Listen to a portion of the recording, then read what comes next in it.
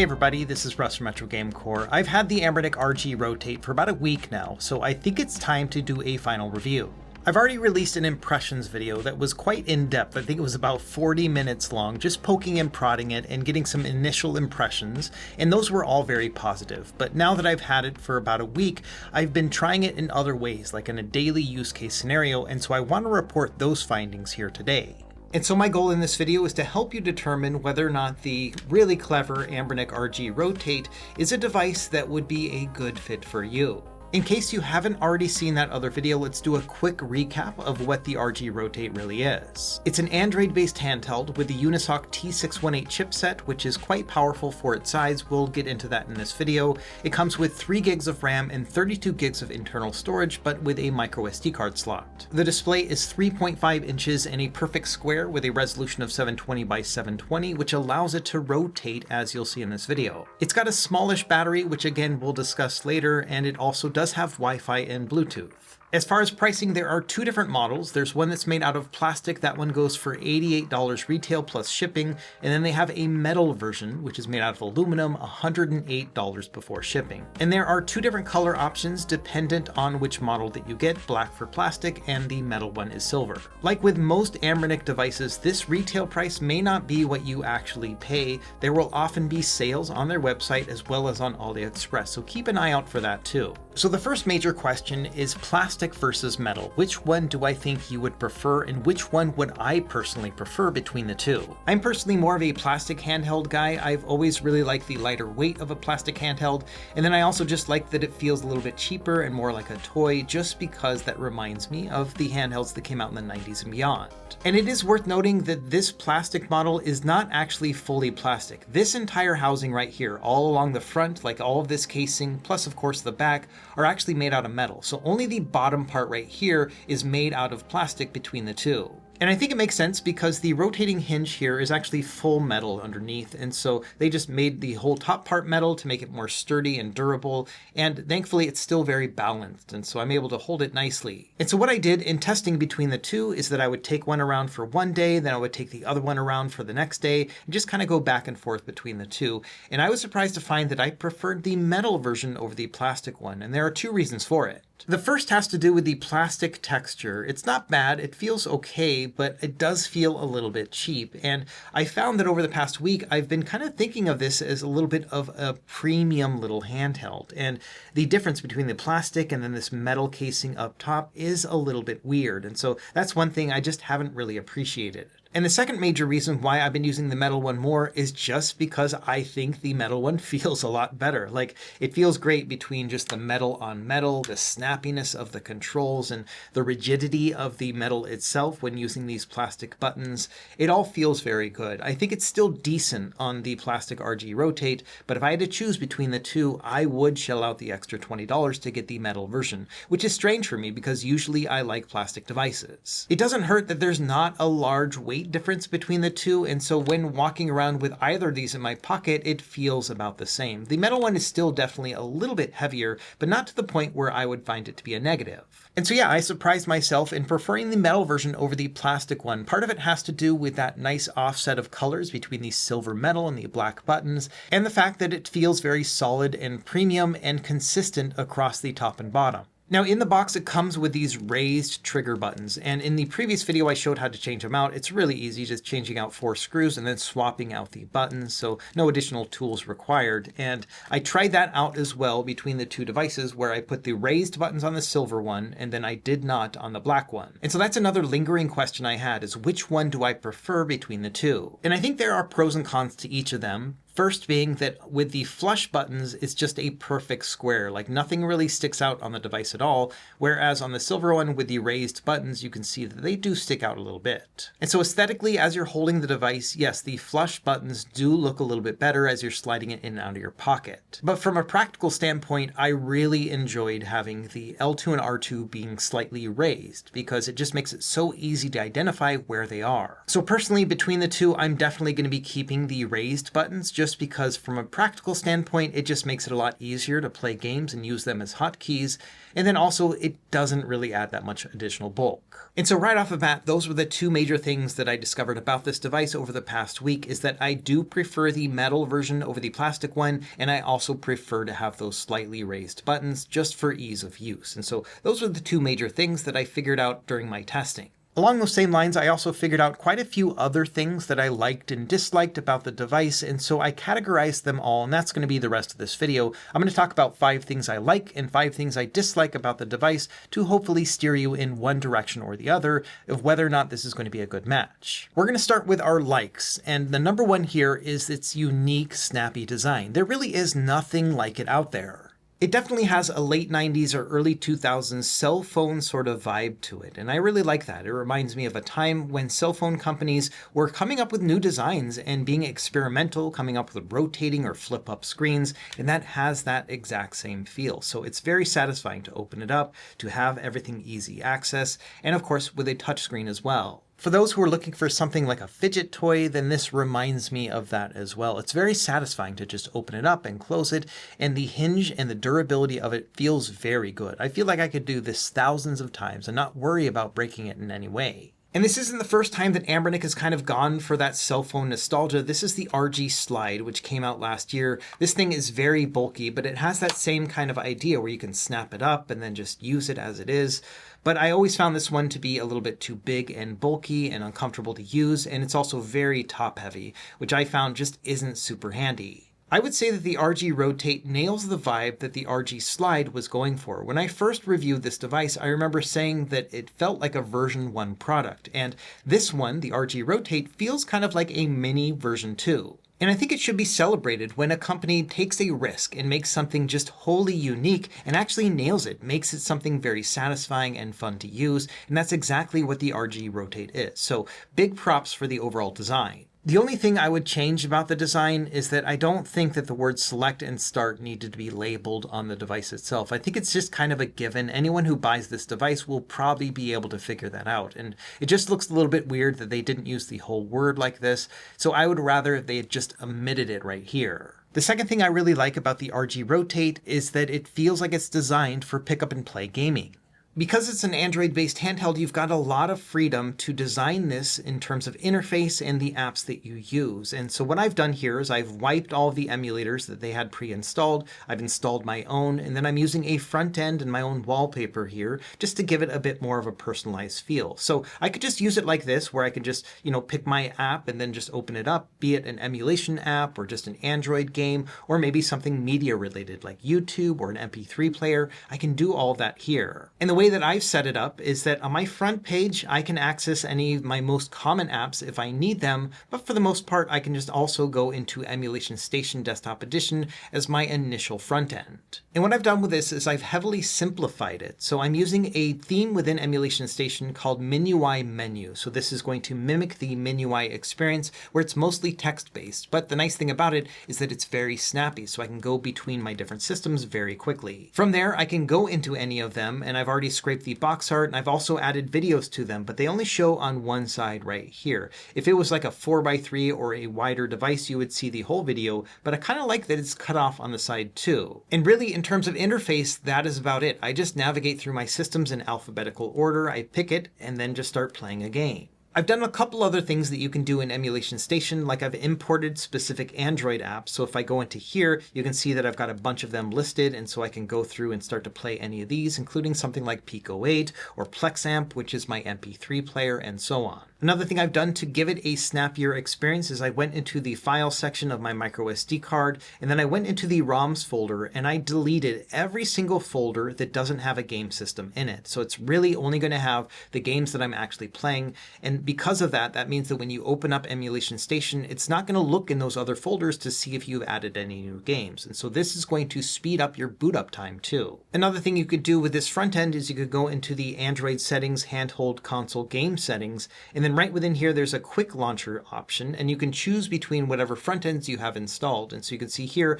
I've got it set for Emulation Station Desktop Edition. And there's a little front end button right here on the device. And so this means that I can just press and hold that button, and it'll make Emulation Emulation Station pop up because that's what I have set as my primary launcher. And so I'm able to use that, and it's basically working as its home launcher right now. And if I press and hold it again, it will disable that and I'll go back to the Android menu. And so instead of actually tapping on the app itself to open it up, I've just been using the button to kind of swap back and forth between the two. That's been a lot faster for me and just a lot more convenient.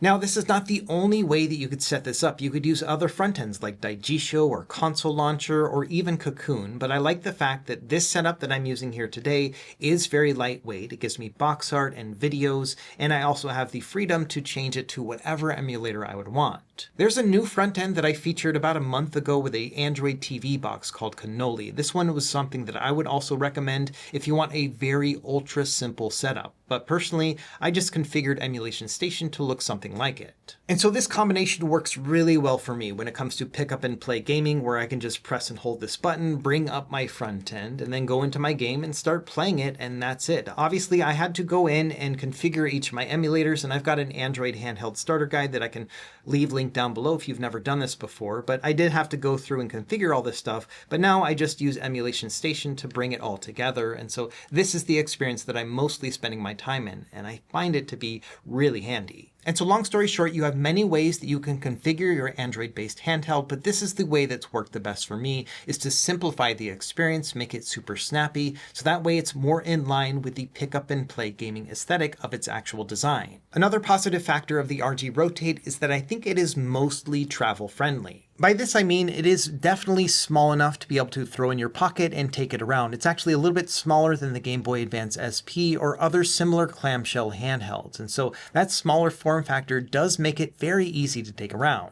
Another thing I've been testing over the past week of swapping one for the other is the durability of them, whether or not I could get them just scuffed up in everyday use, and so far it's been fine. I haven't had any scratches or anything. I do fully expect that these will get scuffed up and damaged over time, probably around the corners and stuff as it gets wear and tear in your pockets, but so far it's been great, and honestly I'm kind of expecting this thing to get beat up a little bit, and I don't really mind that because this is a $100 handheld as opposed to like a $1,000 phone, which everyone puts in their pockets as well. Another thing I did with the metal model is I added the screen protector that comes in the box. It fits perfectly, so really easy to install, and no issues. I haven't had any additional scratches on the glass, but it does give me additional peace of mind. It's not going to be like tempered glass, it's not Gorilla Glass or anything, but I do feel like if it is going to get cracked, it'll be the protector and not the glass itself. And I've already seen some preliminary listings of screen protectors on Amazon for this device. So my advice would be, if you're going to get this handheld and you're going to throw it around your pocket often,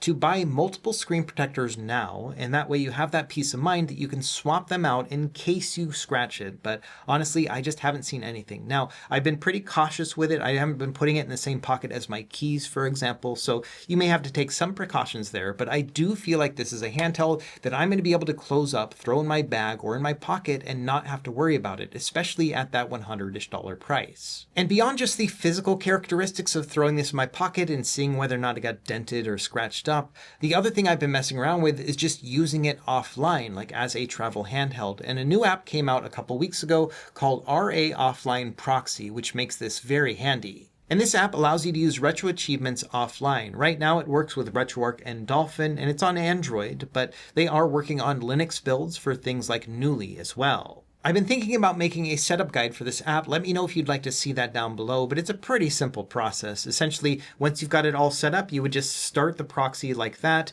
and then you would do it while you're online. And you can either cache your games, like you would choose which games you're going to be playing offline, or you can start them up right now, and then when you go into airplane mode, for example, it's going to continue allowing you to have those achievements. And so what'll happen is as you're offline, you'll just keep earning those achievements, and you'll actually see them here in the settings. It'll go under pending awards. It'll show the games right here.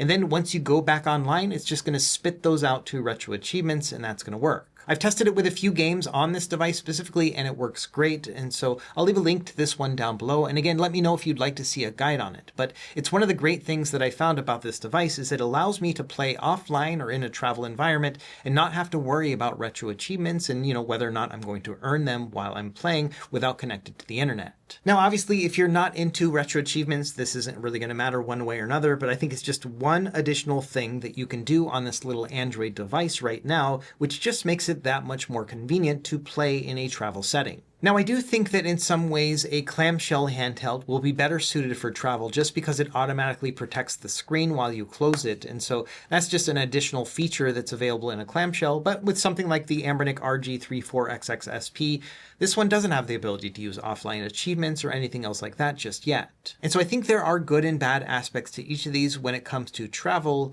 But I will say that yes, the RG Rotate has been very travel friendly for me. The next thing I like about the RG Rotate is its excellent screen experience. Having a square aspect ratio and a 720 by 720 resolution gives us a lot of opportunities. In my last video, I talked about screen scaling and how this particular resolution is actually a perfect integer scale for Game Boy Advance, but some of the others are very, very close. The systems that just most naturally fit with this device are going to include Game Boy, Game Boy Color, Neo Geo Pocket Color. These devices originally had a squarish aspect ratio, and so as a result, they are just a natural fit on the RG Rotate as well. You don't really have to make any additional configuration changes beyond just setting up the emulators themselves. And so I personally see myself putting a lot of hours into these particular systems just because they're such a natural fit. Another system that is an excellent fit for a square aspect ratio screen is Pico 8. And like I mentioned in the last video, we now have a Pico 8 container or launcher available on Android. So this will launch you directly into Explore. You do have to purchase the app itself first, but then after that, it's very much so plug and play. And one of the beautiful things about Explore is that you're able to navigate through, download and play your games directly on the device. So it's kind of like shopping, and that's not really something that you can do with the other systems where you have to drag and drop your own games in. And so one of my favorite things to do is to go into the new or the featured sections and then update them and then just navigate through all of the different options and then just try them out and see if I like them. And then if I do like them, then I will mark them as a favorite and then I have them listed here. And so if you're a fan of the Pico 8 console, this might be one of my favorite ways to play this system just because I can easily access Explore. The resolution looks great. It's not a perfect integer scale if you blow it up all the way, but I still think it looks good enough. And so personally, I've really enjoyed playing Pico 8 on here just because it is such a good fit for this particular screen and handheld itself. I also mentioned that Game Boy Advance is a perfect integer scale as well, so you don't really have to do anything with this one to make it look super sharp and crisp. You just have to start up your games and it's going to work. You are going to get some black bars at the top and bottom, but honestly, once I start playing the game, they just kind of fade away and I don't even notice them. In my other video, I also talked about a trick that you can do with this screen because of its aspect ratio and resolution that allows you to play other systems integer scaled by using a little bit of overscale. And this is going to work really well with systems like Nintendo and Super Nintendo and TurboGrafx-16. And so this is generally the way that I play it. Several years ago, there were handhelds that had similar specs with a 720p square aspect ratio screen. And I showed off how to do that back then, like with the Powkiddy RGB30 and so on.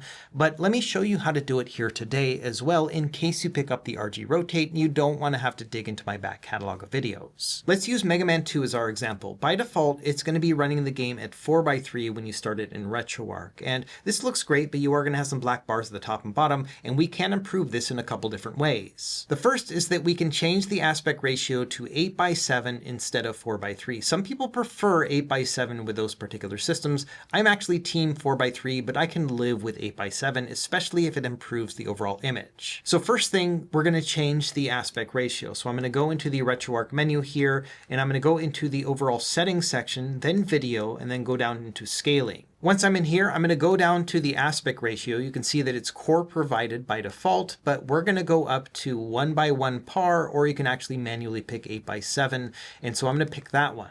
The 1:1 par means it's essentially going to default to having square pixels for that particular system. Now, if we go back into the quick menu and resume our game, you can see that the game is now a little bit more stretched higher and that the black bars in the top and bottom are much thinner. And so if you wanted, you could just play the game like this. I think it's going to look great and you'll have that nice 8:7 aspect ratio. The next thing we're going to do is a trick called overscaling. So this is going to bump it up to the next integer scale above where it's at. Right now it's at a 2.8x scale. So this is going to force it to a 3x scale instead. And that means that we are going to cut off a couple pixels on each side. I think it's around 20 on each end. But the thing to bear in mind is that most of these games already accounted for having some of this cut off by the display itself. And that's just how the old CRT TVs used to work. And so often these game developers did not put important information on the far left and right. So again, looking at this screen here, we haven't done the overscale just yet, but I want you to get an idea of what we can see on the far ends. You can see that, we have a bit of these doors that are showing all across right here, but we still have the ability to see the life bar, and that's fairly inset. Again, that was because they wanted to account for overscanning. So now let's go back into the RetroArch quick menu. We're going to go into the settings, then go into video again, and then scaling. And this time, the third option you can see says integer scaling underscale, and we want to change that to overscale instead. That means it's going to overscale to the next integer. Now we just need to go back and turn integer scaling on, and then check how it looks in the game itself. And so here we are back in the game, and you can see that first of all, it's much taller now, and it's almost a perfect square, so it's going to fit really nicely with this display. And yes, you can see it is cut off a little bit on the left and right. The door was a little bit wider before, so we are losing a few of these pixels, but I wouldn't call them necessary pixels. Something like the life bar is still very easily visible, so that's the most important part for me. So personally, I would definitely want to play the game like this. I don't think that anything is being cut off that is super important, and it allows me to fully enjoy the game. And if you're happy with this sort of setup and you want it to work with every NES or Super Nintendo and so on, then for each of those systems, you want to go into the quick menu, then overrides, and then you want to select Save Core Overrides. This means that anytime you open up any game that runs with that particular core, it's going to save those visual settings. Now for some games, they do actually have some necessary information on each of the sides. Castlevania 1 is a good example. You can see here that it's actually cutting off the first letter of these, score, player, and enemy. So this is a game where I wouldn't want to use integer scaling and overscale just because it is cutting off a bit. So instead what I would want to do here is just use the standard 8:7 aspect ratio without the integer scale. So we're going to go back into the menu here, go back into settings, and now under video, I'm going to go back to scaling and turn off the integer scale. Now if we go back into the game, you can see that it is showing the score and the player and the enemy, and so this does look a little bit better for this particular game. So now we want to save this for this game only. Again, we're going to go back into the quick menu, we're going to go down into overrides, and this time we're going to select the one that says Save Game Overrides. This means that for this particular Castlevania 1 game, it's going to save this video configuration, but for all the others, it is going to use integer scaling. So if you do come upon a game where it's looking a little bit more cut off than you would like, then just turn off the integer scale, save that as a game override, and you'll be good to go. And so that's how I've been playing the majority of my favorite home console systems. I think it looks best with NES, Super Nintendo, and TurboGrafx 16. In addition to this configuration, I also add the ZFast CRT shader on top. It helps to give a little bit more depth and softness to the overall image without making it super wonky. And so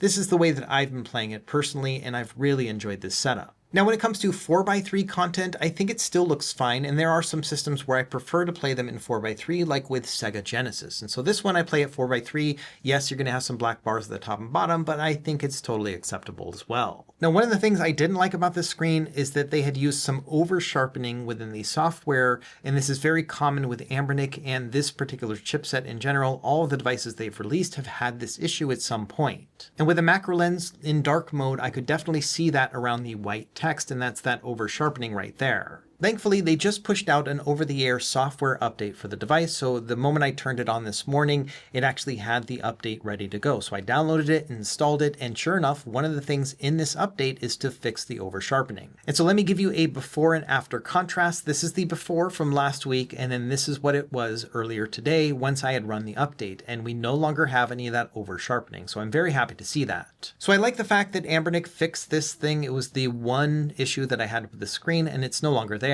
In addition, if you're looking to get a little bit deeper into the weeds of other customizations that you can do for this device, I know that the Gamma Squeeze, who is a software developer, is working on his own Android build for this device in particular too. And so there may come a point where you can just install a custom version of Android directly on this as well. And one of the major features that he's adding is the ability to use system level shaders and to customize them too. So really looking forward to having some custom software options available for this in the future. And then finally, the last thing that I really like about this device is just using it as a tiny little Android machine. I've already talked about it a little bit when it comes to just the overall snappy design and how fun it is to just use as a small media player or just a very compact handheld. The way that I've been personally using it is as a little media player, mostly as an MP3 player with PlexAmp, which is the app that I use to connect to my home server and then listen to music. We're going to talk more about audio when we get to the dislikes section because there are some things that need to be addressed, but in general, yes, you could use this as a little digital audio player. It's kind of like a really big iPod Shuffle. Beyond that, you could use it as a little video player too. Maybe watch your favorite YouTube channel or load it up with a bunch of 4x3 old retro TV shows. There are so many cool things that you can do with a little touchscreen device like this. Obviously, there are better ways to watch videos like on your phone or an actual TV, but I do love the novelty of being able to do this on a device that's just so small and compact without having to drain my battery on my phone at the same time.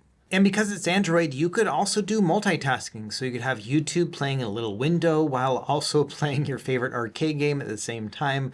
Obviously, you're going to lose a little bit of screen real estate up there, but I don't know, I think it's kind of worth it just to be able to multitask like that. Who needs an AYM Thor when you've got the RG Rotate? Another thing that didn't hit me until after I made my impressions video is that this is easily the most powerful small Android-based handheld that we have on the market. It's obviously only got the T618 chipset, but that is actually a pretty powerful device when it comes to retro gaming. Systems like PlayStation 1 will be absolutely fine. You can play this at a 3x resolution, so a 720p upscale. They're going to look brilliant. You can also play Nintendo 64 games on here, but it's not something that I would recommend for every title just because this thing doesn't have analog sticks, so you're going to be stuck with the D-pad. And the way this works in the software is actually pretty clever. You just press the power and volume up buttons at the same time, and it'll enable or disable a virtual joystick. And so right now, this D-pad is functioning as a left analog stick. So if I'm going to be playing a Nintendo 64 game, which mostly will use the left analog stick, then I can just use that. And so I'm still using the D-pad to be able to play a game. It's not the best feeling thing in the world. It's definitely not the same as an analog stick, but I think for like racing games, it's just fine. Obviously, I just wouldn't want to play every single title, but you've got enough power to be able to play Nintendo 64 on here upscaled. Another system that runs great at a 2x resolution upscale is going to be Sega Dreamcast. You can play the entire catalog here using the Redream emulator, and it runs absolutely fine. And so this, again, is going to be a little bit limiting just because you don't have an analog stick, but most of these games will play pretty well with a D-pad. It's going to be a similar setup with Sega Saturn, but I would recommend using the standalone Yabasan Shiro 2 Pro emulator. This one costs, I think, around $5, and you have to get it through the Play Store, but I think it's well worth it because many games that would struggle on RetroArch play just fine here. This app has built-in frame skip, which will make a lot more games playable, but it's not going to be perfect. So there are going to be some games like Last Bronx that even with frame skip turned on, do not play at full speed. So it's not going to be able to play the whole Saturn catalog, but you'll be able to play a surprising amount of games. Now, one thing I didn't show off in the video, but I did want to show off here is that you can play a little bit of light GameCube and PS2. Not a lot, don't get your hopes up, and it's going to require some finagling, but yes, some lightweight titles will be playable. My recommendation is to use PAL versions of ROMs as opposed to NTSC, so look for those that came out in Europe, and that's because many of these games had toggles that would allow you to play them at 50 Hz instead of 60. Playing a game at 50 Hz means that it only has to reach 50 frames per second, which is not going to require as much power as it does to hit 60. And so this is just an easy trick to make some games a bit more playable, but I would say that definitely not the full catalog, and even then I would say maybe 25% of the catalog are going to be okay. I'm using the MMRJ2 version of Dolphin, which actually comes with the RG Rotate pre-installed, and that will give you the best overall experience in terms of emulation speed, but it's not very accurate. There are a lot of hacks that are used in order to make this work. When it comes down to it, I would not expect every GameCube game to play. I would not even call this a GameCube-friendly handheld, but it is surprising when a couple games here or there will actually work.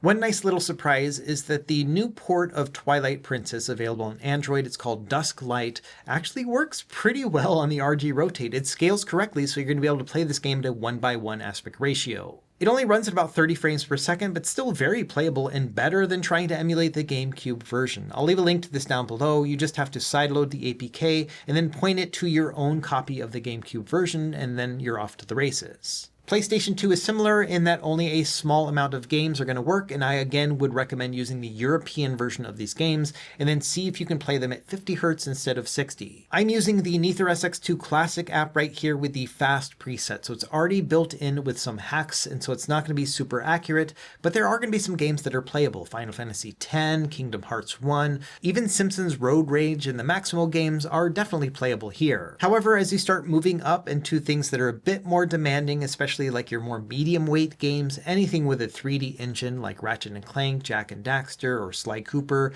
none of those games are going to be playable. So it really is going to come down to very lightweight titles, but it's always nice to have a couple added bonus games here or there. When it comes down to it, I think this device mostly just shines with retro gaming, things like Game Boy and Super Nintendo, but you've got the power here to play some of those other systems too if you want. And like I said, this is the smallest compact Android handheld that packs a punch, and so I think that's something worth celebrating as well. When it comes down to it, I just love the fact that we've got this tiny little Android device that can do so many different things, a media player, a game player, and so on.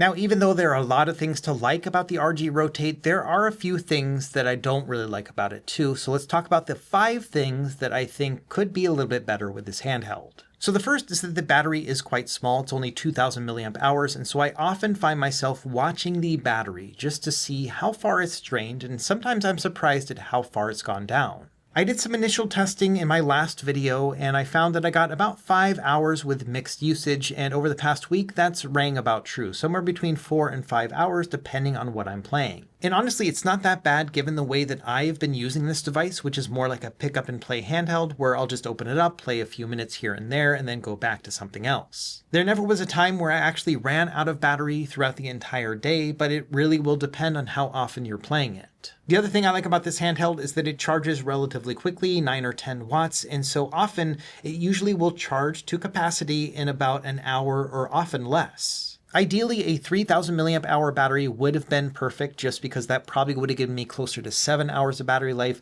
and that feels a bit more comfortable, but it is something that I just wanted to warn about, is that I do find myself worrying about the battery life on this because it is relatively short. Another thing I noticed is that it does get a little bit warm. It's not super bad, but I did want to show you a little bit of analysis here. Using a thermal camera, I found it getting somewhere between 35 and 37 degrees Celsius, both on the front and back. And honestly, that's not bad. Internal body temperature is 37 degrees Celsius, and usually human skin temperature is something around 34, 35. So it's just at the point where it feels a little bit warmer than your hands do. And again, I don't think it's the end of the world and not necessarily something I would consider to be a negative, but I just wanted to put that out there that if you don't like your devices getting slightly warm, then this may not be a good fit. Between the two, I should also mention that I feel like the metal one is more evenly distributed in its overall heat, and that's because of that metal plate, and so it just kind of goes everywhere. The plastic one gets a bit more concentrated in the center of the back, but again, not bad and doesn't really go over 37 degrees Celsius, at least in my testing. So I think it's acceptable. Another thing I don't like about this device is the audio experience, which is really a shame considering the fact that it kind of works really well as a media player. I talked about it a lot in my impressions video, including some audio samples, but the gist of it is that it has a single backfiring speaker, which just doesn't sound that great, considering the fact that you blast the sound to everybody else but yourself. So when it comes to just playing this device with the audio on, I often just don't enjoy that experience, which is kind of a bummer. The other bummer is that this thing doesn't have a 3.5mm headphone jack on it, which means that you can't just plug in regular old headphones and use it like that, which again, I think is a wasted opportunity given the fact that this is kind of a neat little audio player. You've got a couple options to work around it. The first would be a USB to audio dongle like this, and this is the one that I recommended in my previous video. It's called the Odyssey Retro. It has a more warm and retro sound to it, and it's very cheap. You can get it for $10 with a pair of headphones from a company called Venture Electronics, and so this is the setup that I've been using. Just $10, but honestly, it's a lot better than my standard headphones. Another option would be to use headphones that terminate with a USB-C connection, so you don't even have to worry about a dongle in the first place. I don't have any to test with, but this is another option that you could try. The third option would be to use Bluetooth. This has Bluetooth 5.0, and so you could just use the Bluetooth antenna that's already available in the device. However, as I showed in my last video, there's some significant audio lag with Bluetooth. It's probably not going to matter when you're listening to music, but when playing a game or watching a video, it's almost a second in overall latency. So this is something that I would find unacceptable. Another thing I tested over the past week is to use a USB-C Bluetooth adapter. I got this one on Amazon for about $10. It's from Ugreen. And this is low latency. So this is supposed to be able to, again, plug into your device and then connect to your Bluetooth headphones via the wireless connection. And the process is very simple. You just plug it in. It's going to automatically pair to your headphones when they're nearby. And that is basically it. And it definitely does give lower latency than the standard Bluetooth option. I did some testing with this and it still does have some latency compared to using wired headphones, but it's about half of what it was with just using the standard Bluetooth. Let me give you an example right here of showing all three of the different latencies so you can get an idea of what it's going to be like and whether or not that's acceptable to you.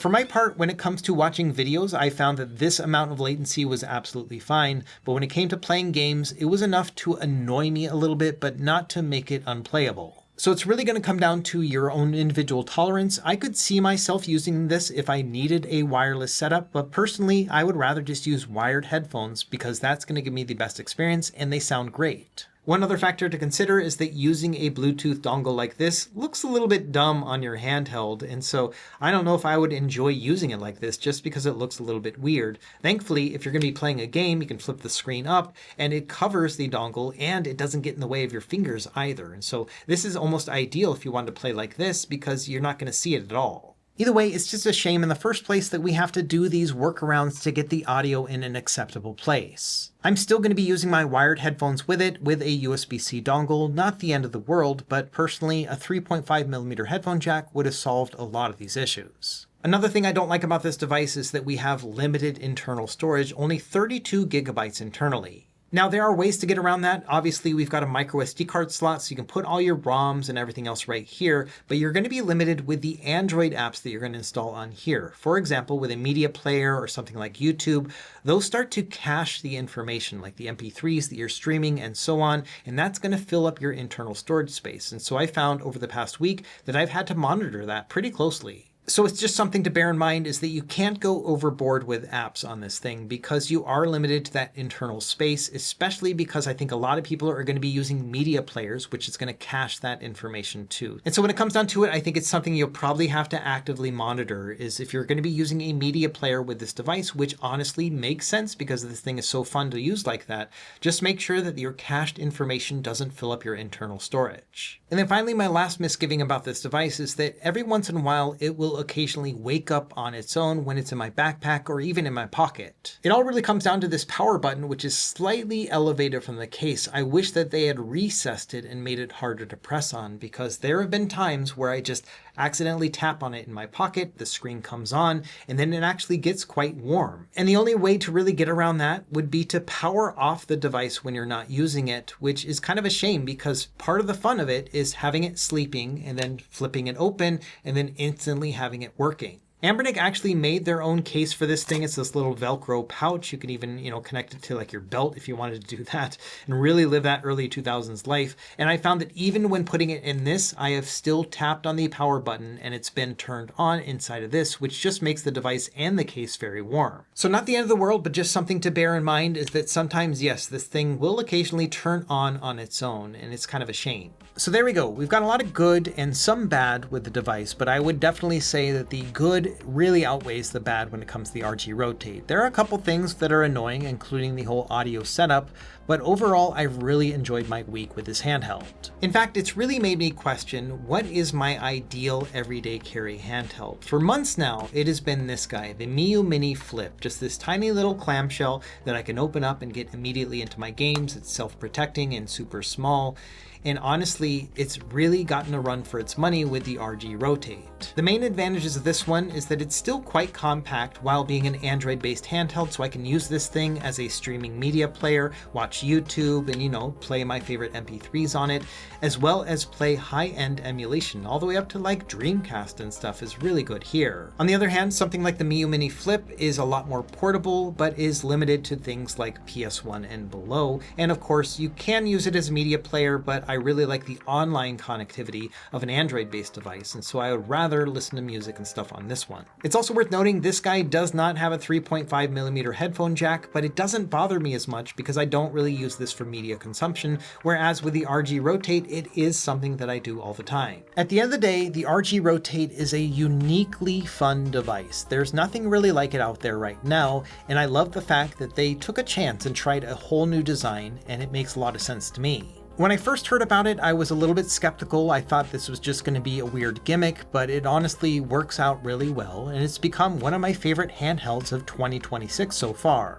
It's got a fun and snappy design, a really great screen, and enough power to be able to play most of the games that I would ever want to play on it, and it can double as an audio or media player. Let me know what you think in the comments down below. Are you going to pick up an RG Rotate, and what do you think of the device so far? As always, thank you for watching. Be sure to like and subscribe if you found this helpful, and we will see you next time. Happy gaming.